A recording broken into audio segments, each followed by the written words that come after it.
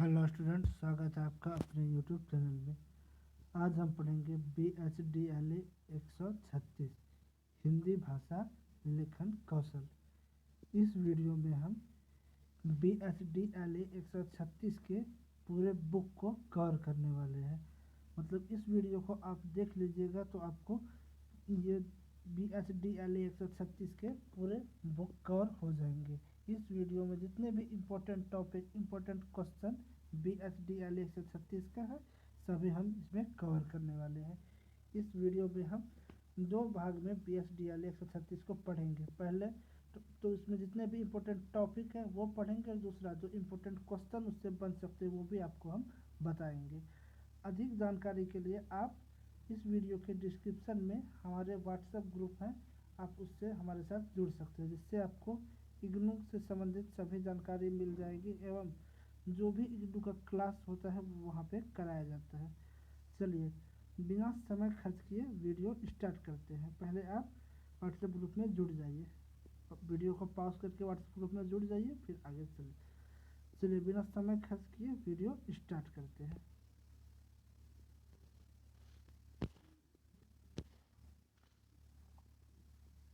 इसमें सबसे पहला टॉपिक जो आता है वो है टिप्पण लेखन। किसी भी विचाराधीन पत्र या आवेदन पर उसके निष्पादन को सरल बनाने के लिए जो टिप्पणियां सरकारी कार्यालय से लिपिकों, सहायकों तथा कार्यालय अधीक्षकों द्वारा लिखी जाती है, उन्हें टिप्पण लेखन कहते हैं। इन टिप्पण लेखन में तीन बातें रहती है। पहला, उस पत्र से पूर्व इस पत्र आदि का सारांश। दूसरा, जिस पत्र का निर्णय किया गया उसका विवरण या विश्लेषण। और तीसरा, उस संबंध में क्या कार्रवाई की जाए उस विषय में सुझाव और आदेश, क्या आदेश दिया जाए इस विषय में भी उसका भी उल्लेख। इसका मतलब यह हुआ कि टिप्पण लेखन में विचाराधीन प्रश्न के बारे में सब बातें लिखी जाती है। विचाराधीन प्रश्न का पुराना इतिहास क्या है, उस संबंध में क्या नियम है, सरकारी नीति क्या है, इसलिए इस बारे में हम लोग जानते हैं। टिप्पण लेखन बहुत लंबा या विस्तृत नहीं होना चाहिए, इसे यथासंभव संक्षिप्त या सुस्पष्ट होना चाहिए। मतलब टिप्पण लेखन जहाँ पे होता है वो बहुत लंबा नहीं होना चाहिए, क्योंकि लंबा होने के बाद आदमी उसे इंटरेस्ट लेके पढ़ता नहीं है और वो समझ में भी नहीं आता है। दूसरा, कोई भी टिप्पण मूल पत्र पर नहीं लिखा जाना चाहिए, मतलब सबसे ऊपर नहीं लिखा जाना चाहिए। उसके लिए कोई अन्य कागज या बफ शीट का प्रयोग किया जाना चाहिए। मतलब जो भी चीज़ पे लिखा गया है, कोई भी चीज़ के बारे में, उसमें उसका टिप्पण लेखन नहीं होना चाहिए। तीसरा, टिप्पण में यदि किसी पत्र का खंडन करना हो तो बहुत ही शिष्ट और संयम बात का उपयोग किया जाना चाहिए। किसी भी दशा में किसी प्रकार का व्यक्तिगत आरोप या आक्षेप नहीं किया जाना चाहिए। और चौथा है, यदि एक भी मामले में कई बातों पर अलग अलग आदेश दिए जाने की आवश्यकता हो तो उसमें से हर बात पर अलग अलग टिप्पण लिखा जाना चाहिए। इस तरह टिप्पण लेखन होता है। ये आगे बढ़ते हैं, एक टिप्पण लेखन आपको दिखाते हैं। यह पत्र मराठी विद्यालय गुलबर्गा, मैसूर राज्य के प्रधानाध्यापक ने भेजा है। इसमें प्रार्थना की गई है उक्त विद्यालय के 950 छात्रों तथा 5 अध्यापकों के लिए राज्यसभा के दिनांक 20 नवंबर 1986 या कोई भी ईस्वी में होने वाले अधिवेशन में उपस्थित होने के लिए आवश्यक प्रवेश पत्रों की व्यवस्था की जाए। मतलब इसका ये टिप्पणी लिखा है कि इसका जो भी स्कूल है उसका जो भी टीचर या स्टूडेंट कोई भी सम्मेलन होने वाला है वहाँ पे इसको जाने के लिए एक आइडेंटिटी मिले, जिससे वो वहाँ पे अच्छे तरीके से जा पाए। इसको जिस तरह से फ्रेश करके लिखा है, यही है टिप्पण लेखन। दूसरा टॉपिक आता है वाक्य। वाक्य क्या है?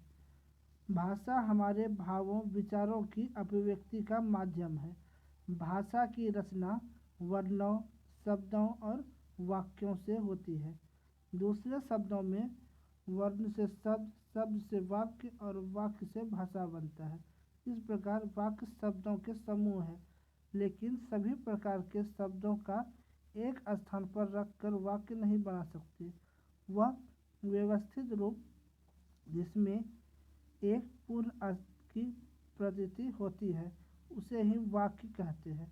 आचार्य विश्वनाथ ने अपने साहित्य दर्पण नामक पुस्तक में लिखा है, वाक्यम अस्थातम योग्यताकांक्षा शक्ति युक्त पदोच्च, अर्थात योग्यता, आकांक्षा, शक्ति से युक्त पद समूह को वाक्य कहते हैं। वाक्य के तत्व निम्न है। वाक्य का पहला तत्व जो है वो है सार्थकता। सार्थकता वाक्य का वह गुण है जिसके लिए आवश्यक है कि वाक्य में सार्थक शब्दों का ही प्रयोग हो, तभी वाक्य भावार्थी के लिए सक्षम पाता है। जैसे राम रोटी पीता है, हाँ राम रोटी पीता है सही चीज़ है, राम रोटी को पी सकता है नहीं, क्योंकि रोटी पी सकता है ये सार्थक है, मतलब सही है। सार्थक का अर्थ होता है सही, जो सही है वो चीज़। जैसे राम रोटी पीता है, तो राम रोटी पीता है नहीं, राम रोटी खाता है। गाय का दूध लाल होता है, होता है नहीं, मतलब गलत है। दूसरा है क्रम, क्रम से तात्पर्य पद क्रम। सार्थक शब्दों की भाषा के नियमों के अनुरूप क्रम में रखना चाहिए। वाक्य में शब्दों का अनुकूल क्रम में अभाव के अर्थ का अनर्थ हो जाता है। जैसे नाव में नदी है, गलत है, आखिर नाव में तो नदी हो नहीं सकती, नदी में नाव है। तीसरा है योग्यता। वाक्य में सार्थक शब्दों की भाषानुकूल क्रमबद्ध होने के साथ साथ योग्यता अनिवार्य व्यक्त है। इसके बाद अगला टॉपिक आता है हम लोग का, इसके बाद अगला टॉपिक है हम लोग का समाचार। समाचार क्या हम लोग सब जानते हैं, न्यूज़ को समाचार कहते हैं। समाचार को विभिन्न विद्वानों ने अलग अलग तरह से परिभाषित किया है। प्रोफेसर विलियम जी ब्लेयर के अनुसार अनेक व्यक्तियों की अभिरुचि जिन बात पर हो वह समाचार कहलाता है। मतलब इसके अनुसार सभी का जिस पे एक विषय पर रुचि हो वो समाचार कहलाता है। और सर्वश्रेष्ठ समाचार वह है जिसमें बहुसंख्यक लोगों की अधिकतम रुचि हो, तो ज़्यादा आदमी जिसके बारे में इंटरेस्ट लेता हो। जॉर्ज एच मॉरिस के अनुसार समाचार जल्दी में लिखा गया इतिहास है। बुलसले और कैम्पबेल के अनुसार समाचार किसी वर्तमान विचार, घटना या विवाद का ऐसा विवरण है जो उपभोक्ताओं को आकर्षित करे।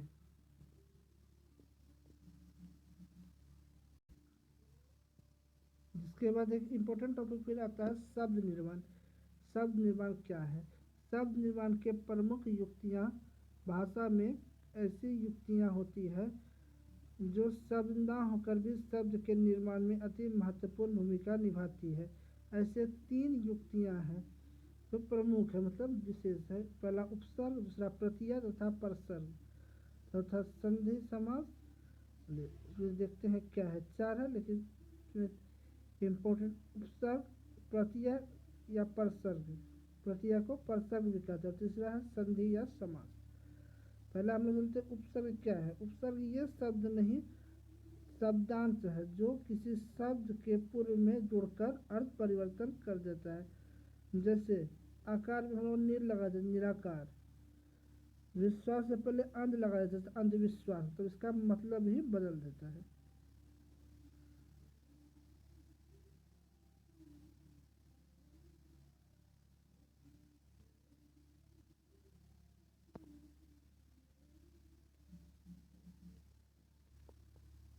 इसके बाद अगला टॉपिक आता है प्रशासनिक समाचार। केंद्रीय या प्रांतीय सरकार कार्य संचालन की सुविधा के लिए अनेक कार्यालयों की व्यवस्था करती है। ये कार्यालय देश के एक कोने से दूसरे कोने तक फैल रहे हैं। इसका संबंध पत्रों द्वारा स्थापित होता है। सरकारी कार्यालयों में सबसे अधिक प्रयोग समाचार से ही होता है। पत्र सरकारी कार्यालयों में उसकी कार्य पद्धति एवं संप्रेषण की रीढ़ की हड्डी होती है। जब तक सरकार दूसरी राज्य सरकार को अर्थात भारत सरकार राज्य सरकार को, एक राज्य सरकार दूसरी राज्य सरकार को अपने से संबंध या अपने अधीनस्थ कार्यालयों एवं विभागों, सरकारी संगठनों, संस्थाओं, बैंकों, कर्मचारी संघों तथा सामान्य जनता विभिन्न विषयों पर पत्र लिखती है अथवा उत्तर देती है, तब उन्हें सरकारी या प्रशासनीय पत्र कहते हैं। सरकार द्वारा विदेशी सरकारों, उनके दूतावासों, स्वदेश स्थित कार्यालयों तथा अंतर्राष्ट्रीय संगठनों को लिखे गए पत्र भी इसी वर्ग पर कहे जाते हैं। पत्र कच्चे रूप से आलेखन या मसौदा तैयार करना कहा जाता है, जिसे कार्यालयीन सहायक एवं वरिष्ठ लिपिक तैयार करते हैं। लिपिक मतलब वह ट्रांसलेटर जो बात को अनुवाद कर। उसके बाद अगला टॉपिक है शब्द का महत्व। शब्द का हमारे जीवन में बहुत बड़ा महत्व है। शब्द से ही हम प्रभावित होते हैं, ताली बजाते हैं, और शब्द से प्रभावित होकर लोग आपका अपमान भी करते हैं, और कभी कभी बात लड़ाई झगड़े तक पहुंच जाती है। जब आप चुप रहते हैं तो आप शब्द के गुलाम हो जाते हैं, लेकिन जब आप बोलने के बाद अपने शब्दों के गुलाम बन जाते हैं। इसीलिए अपने शब्दों को सोच समझकर प्रयोग करना चाहिए। शब्दों से ही हमें खुशी मिलती है, शब्द से ही हमें दुख भी मिलता है और खुशी भी मिलता है। शब्द से ही हमें मुश्किल का हल भी मिलता है और शब्द से ही हमें मुश्किल भी मिलता है। तब शब्द का मतलब समझ लें। उसके बाद अगला टॉपिक है संपादकीय लेखन का अर्थ। संपादकीय लेखन का अर्थ समाचार पत्र के संपादक के अपने विचार है। प्रत्येक समाचार पत्र के संपादक प्रतिदिन ज्वलंत विषयों पर अपने विचार व्यक्त करते हैं। संपादक प्रतिदिन किसी ज्वलंत समस्याओं या प्रमुख सामाजिक घटनाक्रम पर संपादकीय लेखन करता है। लेख में समाचार पत्रों की नीति, सोच और विचारधारा को प्रस्तुत करता है। संपादकीय लेखन में के लिए किसी संपादक स्वयं समाचार होता है, स्वयं जिम्मेदार होता है। संपादकीय लेखन से ही कहते हैं। तो चलते हम लोग दूसरे चैनल से। इसके बाद हम लोग चलते हैं अगला टॉपिक पूस की रात। कहानी आपने तो पढ़ी ही होगी। पूस की रात कहानी जो है ये उपन्यास है, ये कवियों के सम्राट कहे जाने वाले मुंशी प्रेमचंद जी ने लिखा था। चलिए अब जानते हैं। हल्कू एक गरीब किसान है जिस पर अपने मालिक सहना का पैसा बकाया है। हल्कू और उसकी पत्नी के जो भी काम करते हैं उसका अधिकांश हिस्सा उसके मालिक के पास जाता है, क्योंकि उधार के पैसे पर ब्याज दर इतनी अधिक है कि हल्कू को लगता है कि वह पूरा कर नहीं चुका पाएगा। सहना पैसे की मांग करते हुए हल्कू के घर के बाहर इंतजार करती है।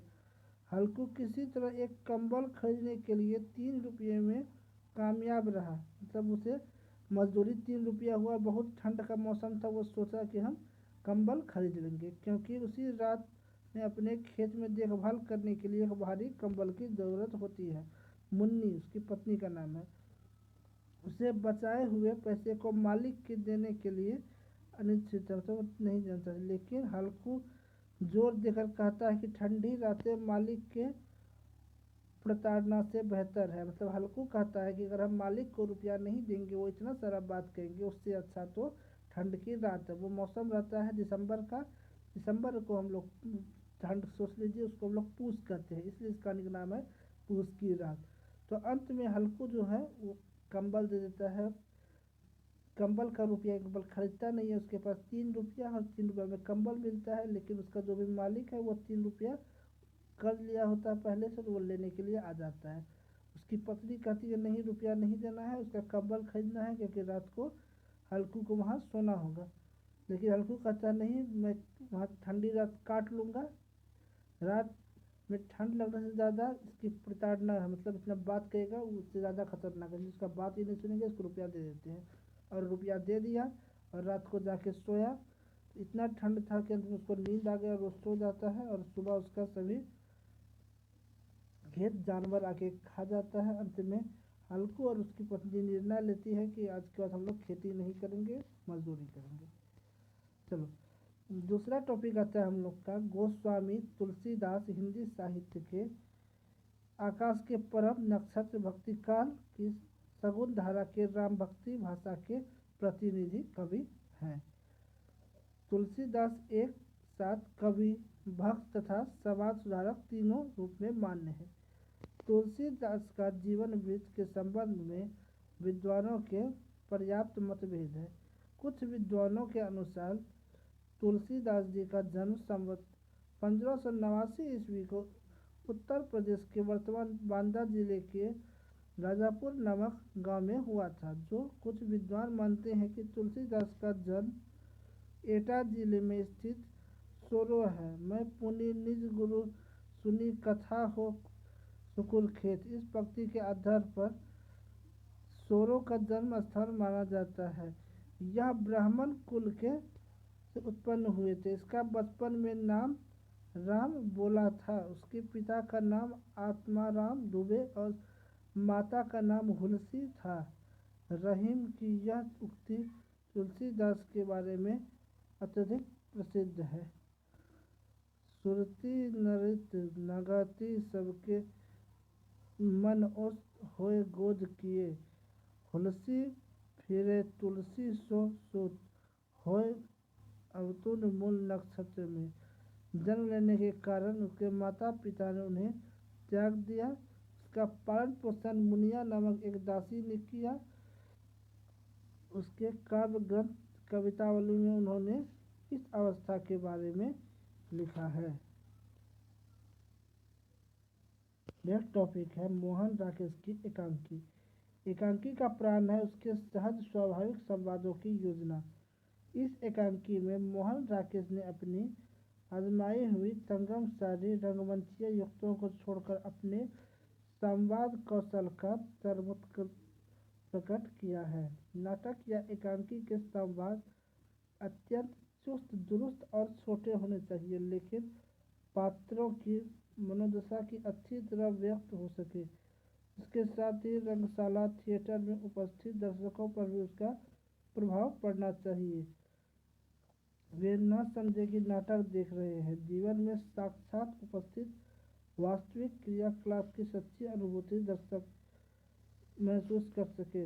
यह महत्वपूर्ण कार्य संवादों के माध्यम से पूरा हो पाता है। यह कौशल का परिचय लेखक की एकांकी में हुआ है।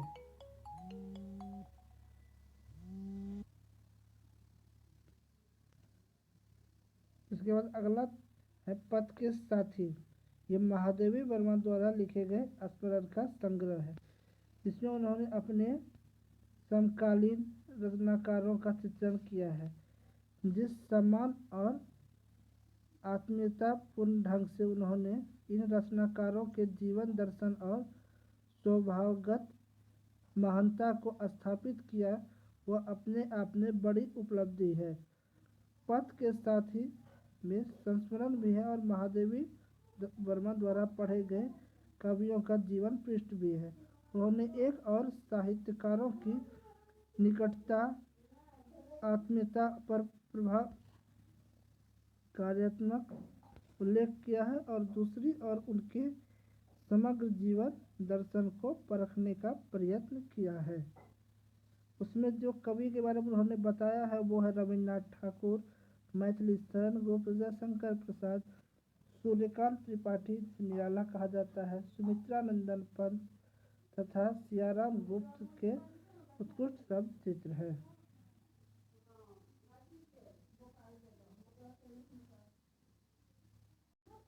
उसके बाद आता है हरिशंकर प्रसाद। हरिशंकर प्रसाद का जन्म 22 अगस्त 1922 ईस्वी को 22 अगस्त 1922 होशंगाबाद जो मध्य प्रदेश में हुआ था वहाँ पे हुआ था। वह हिंदी के प्रसिद्ध लेखक और व्यंग्यकार थे। वे हिंदी के पहले रचनाकार थे जिन्होंने व्यंग्य की विधा का दर्जा दिलाया और उसे हल्के फुल्के मनोरंजन की परंपरागत प्रतिनिधि उभार कर समाज के व्यापक प्रश्नों से जोड़ा। उनकी व्यंग रचनाएं हमारे मन में गुदगुदी भी पैदा करती है, बल्कि हमें इस सामाजिक सामने में खड़ा करती है। दूसरा एक बहुत ही अच्छा टॉपिक है आत्मकथा और जीवनी में अंतर। आत्मकथा अपने बारे में लिखा जाता है, जबकि जीवनी दूसरे के बारे में लिखा जाता है।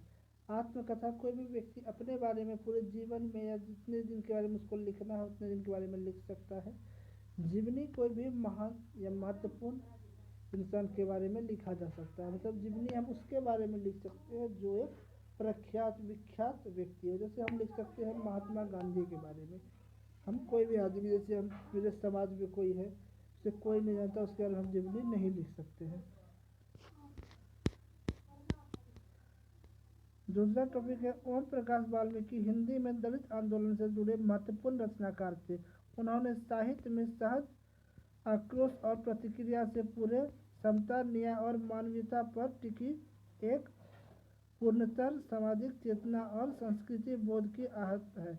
ओम प्रकाश वाल्मीकि की आत्मकथा जूठन, इसी पहले जूठन आत्मकथा जो है ओम प्रकाश वाल्मीकि लिखे थे। उसमें ऐसा कहानी था कि वाल्मीकि जी जो थे, ओम प्रकाश वाल्मीकि, ये बहुत छोटे जाति और गरीब परिवार से थे। ये लोग छोटे जाति से सब से छोटे जाति और छूत जाति कहकर संबोधित करते थे, और इसे कोई भी कहीं भी भोज या भोजन खाने आमंत्रित नहीं करता था। ये लोग बहुत ही छोटे जाति के थे। कहीं भी अगर किसी प्रकार का भोज आयोजित होता तो ये लोग वहाँ, इसके पिता वहाँ बहुत बड़े बर्तन लेके जाते। जब वहाँ का भोज समाप्त हो जाता, जो भी बचता वो ले आते और उसे सुखा के रख लेते। और वह जूठन को बाद में जब बरसात का मौसम आ जाता है, इन लोग का घर में एक भी दाना पानी नहीं रहता, तब उसे वो लोग सुखा के पहले रख लेते, बाद में उसको उबाल के खाते। इसीलिए जूठन को खाते, इसलिए कहानी का नाम वो जूठन दिए हैं। दूसरा है संस्मरण। जीवन की हर मार्मिक अनुभूतियों की स्मृति के आधार पर प्रभावशाली भाषा में चित्रित करना ही संस्मरण लेखक है। मतलब संस्मरण वो है, हम कहीं जाते हैं वहाँ देख के फिर आके उसी के बारे में लिखना, वो संस्मरण है। किसी का स्मरण करके, संस्मरण कोई दूसरा आदमी नहीं लिख सकता, जो देखा है वही लिख सकता है। जैसे कोई दिल्ली का इंडिया गेट गया तो वो इंडिया गेट में क्या देखा, घर आके स्मरण करके, स्मरण का अर्थ याद करके उसके बारे में लिखना ही वही स्मरण कहलाता है। रेखा चित्र, जब हम किसी घटना, व्यक्ति या वस्तु का शब्दों के माध्यम से एक ऐसा कलात्मक चित्रण करते हैं जो आंखों के सामने चित्र की उपस्थित हो जाता है। मतलब ऐसे आदमी को बताते हैं कोई भी चीज़ के बारे में कि सुनने वाले आदमी उसका महसूस कर सकता है वो कैसा होगा, उसे ही रेखा चित्र कहा जाता है। वीडियो अच्छा लगा तो चैनल को सब्सक्राइब कर दीजिए, वीडियो को लाइक कर दीजिए। प्रेमचंद की रचना दृष्टि साहित्य के रूप में अभिव्यक्त हुई, जो बहुमुखी प्रतिभा संपन्न साहित्यकारों थे।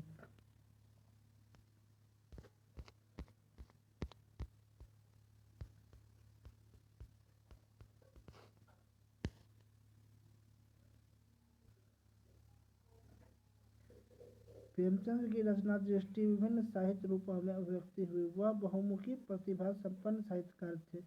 प्रेमचंद की रचनाएं में तत्कालीन इतिहास बोलता था। उन्होंने अपनी रचनाओं का जन साधारण की भावनाओं, परिस्थितियों और उनकी समस्याओं का मार्मिक चित्रण किया। वीडियो अच्छा लगा तो वीडियो को लाइक कर दीजिए, चैनल को सब्सक्राइब कर दीजिए। वीडियो देखने के लिए धन्यवाद। ये चैनल है, इसको सब्सक्राइब कर दीजिएगा। वीडियो देखने के लिए धन्यवाद। जय हिंद।